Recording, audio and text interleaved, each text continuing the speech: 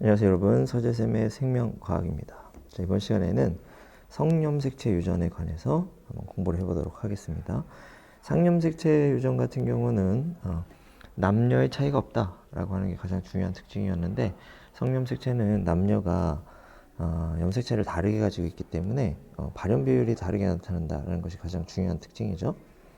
자, 성은 어떻게 결정이 되느냐? 아버지는 XY, X 염색체 하나, Y 염색체 하나를 갖고 있기 때문에 얘네들이 상동이죠.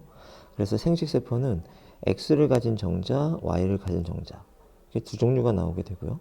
어머니는 XX, 두 개 다 X 염색체이기 때문에 둘 다 X 난자가 됩니다. 따라서 딸이든 아들이든 엄마한테는 X 난자를 받게 되고요. 그 다음에 아빠한테 X 정자를 받게 되면 딸이 되고, 아빠한테 Y 정자를 받게 되면 아들이 되는 거죠. 결국 어떤 정자와 만났느냐에 따라서 아들이냐 딸이냐가 결정이 되는 거죠. 그런데 이 성염색체의 성결정에 관련된 유전자도 있지만 그 외에 다른 여러 가지 형질을 결정하는 유전자들이 존재하기 때문에 유전자가 성염색체에 있으면 형질이 나타나는 빈도가 성별에 따라 다르게 나타나게 됩니다. 우린 이거를 반성유전이라고 하고, 유전자가 Y 염색체에 있으면 남자에게만 그 형질이 나타나게 되겠죠. 시험에는 잘 안 나와요. 간단하기 때문에. 그래서 대부분이 X 염색체의 유전자가 있는 경우에 대해서 문제가 출제가 되죠. 그 대표적인 예가 바로 정록생명입니다. 자, 여러분들도 중학교 때 배웠죠? 그치? 자, 정록생명 유전자는 X 염색체에 있고요. 열성 유전입니다.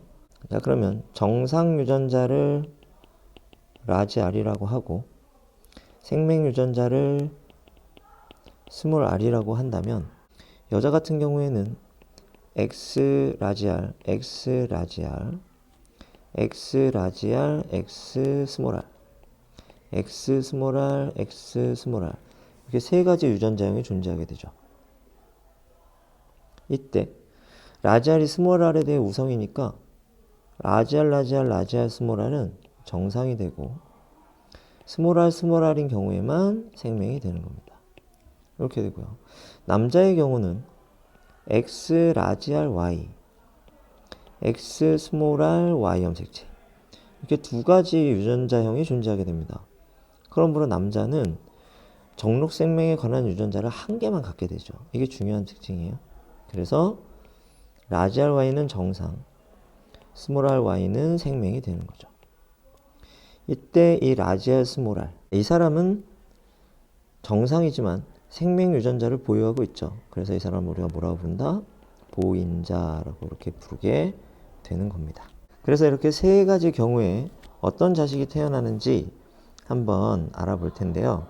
첫 번째는 정상 남자와 보인자 여자입니다. 이렇게 되면 딸은 모두 정상이고 아들은 생명과 정상이 1대1로 나오게 됩니다. 그러니까 딸과 아들에서 발현 비율이 다르죠. 이때 이 아들은 왜 1대1이냐? 엄마가 정상 유전자와 생명 유전자를 1대1로 가지고 있기 때문이죠. 그래서 아들 같은 경우에는 아빠한테 Y 염색체를 받기 때문에 이 유전에서는 아빠는 결정 권한이 없는 겁니다. 그래서 엄마한테 100% 영향을 받게 된다. 이게 바로 반성 유전의 특징이 되겠습니다. 자, 두 번째도 마찬가지로 정상 남자와 생명 여자가 결혼을 했다. 이렇게 되면 정상 남자는 딸에게 라지 R 유전자를 물려주겠죠. 그러니까 딸은 라지 R 유전자를 무조건 하나 갖게 돼요. 그렇죠? 엄마한테 스몰 r 유전자를 받는다고 하더라도 우성이 되죠. 그러니까 우성인 남자에 따른 100% 우성이 되는 거죠. 그리고 열성인 여자, 생명 여자죠. 그렇죠? 모두 생명 유전자를 갖게 되고 이 여자에 의해서 아들이 100% 결정이 되니까 아들은 모두 생명이 되는 겁니다. 다음 마지막으로 생명 남자와 정상 여자, 이렇게 결혼을 하게 되면 딸의 경우에는 아빠한테는 스몰 r을 받지만 엄마한테는 라지 R과 스몰 r을 1대1로 받게 되죠. 그래서 딸의 경우에는 정상과 생명이 1대1로 나오게 되고, 아들의 경우 봅시다. 아들은 엄마한테 라지 R을 받던가 스몰 r을 받게 되죠. 그러니까 정상과 생명이 1대1로 나오게 되는 거죠. 밑에 표현형의 비를 한번 볼까요? 자, 정상 대 생명 몇 대 몇으로 나옵니까? 3대 1로 나오죠. 그래서 이런 문제가 나온다면 아들이 정상일 확률, 이렇게 질문이 들어온다면 아들 중에서 정상인 애들을 찾아야 되는 거죠. 그러니까 아들 중에 정상인 애들은 절반이니까 2분의 1 이렇게 되는 거고, 정상인 아들을 낳을 확률, 자, 이렇게 질문이 나오면 전체 자식들 중에서 정상인 아들이 몇 명인지를 묻는 거니까 4분의 1이 된다는 겁니다. 두 번째 거 볼까요? 정상대 생명이 몇 대 몇입니까? 1대 1이 되죠. 아들이 정상일 확률 없습니다. 0이 되고요. 정상인 아들을 낳을 확률도 없죠. 그래서 0이 되는 거죠. 다음 세 번째 케이스, 정상대 생명이 1대 1로 나오게 되죠. 아들이 정상일 확률 2분의 1이 되는 것이고, 정상인 아들을 낳을 확률 4분의 1이 되는 것이죠. 이렇게 볼 수 있습니다. 그래서 반성유전의 특징 보면, 자, 엄마가 열성이면 아들은 반드시 100% 열성입니다. 그 다음에 아버지가 우성이면 딸은 100% 우성이 되는 거죠. 이게 생명유전, 반성유전에서 반드시 지켜져야 되는 규칙이 되는 것이고요. 그러므로 이 열성 여자는 아들을 생명으로 만들지만 이 열성 여자가 가진 생명 유전자 중 하나는 아빠한테 온 거잖아요. 그러니까 이 여자의 아버지도 X 스몰 r Y라는 얘기가 돼요. 그래서 열성인 여자는 이 열성인 여자의 아버지나 아들도 반드시 열성이 되어야 한다. 여러분들 시험 문제 풀다가 요 규칙을 적용해서 우열관계를 따지는 문제들이 꽤 나옵니다. 그래서 요 5글자는 여러분들이 꼭 좀 외워두기 바래요. 자, 그럼 가계도 분석 한번 해볼게요. 일단 5번은 갑툭튀입니다. 그렇죠? 그러니까 열성이 되고요. 정록생명 유전자는 X 염색체에 있으니까 5번은 X 스몰 r Y가 되겠죠. 8번은 X 스몰 r X 스몰 r이고, 민수는 X 스몰 r Y가 되고요. 14번 X 스몰 r Y가 되겠죠. 그 다음에 남자도 유전자 확정이죠. 자, 남은 남자들은 전부 우성이니까 X 라지 R Y가 되죠. 3번 X 라지 R Y, 7번 X 라지 R Y, 10번 X 라지 R Y, 11번 X 라지 R Y, 이렇게 됩니다. 그럼 나머지는 다 우성 여자입니다. 우성 여자의 경우에는 어떻게? 부모나 자식 중에 열성이 있으면 이형 접합성, 부모나 자식 중에 열성이 없으면 동형인지 이형인지 알 수 없게 되는 거죠.